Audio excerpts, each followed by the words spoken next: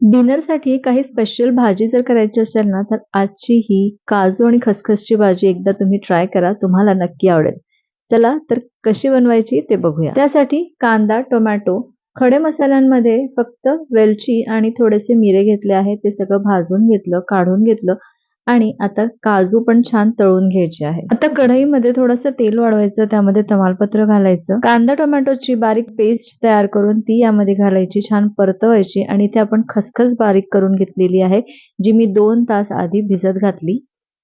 ती यामध्ये घालायचं, 1-2 मिनिटं छान परतवून घ्यायचं. त्यानंतर यामध्ये सगळे सुके मसाले घालायचे, ज्यामध्ये हळद, तिखट, मीठ, धणे जिरे पूड, थोडीशी साखर मी इथे घातली, चवीपुरतं मीठ घालायचं. हे सगळं छान मिक्स करायचं. आता यामध्ये अर्धा कप पाणी घालून हे छान मिक्स करून झाकून ठेवायचं. हे बघा किती छान तेल सुटलेलं आहे.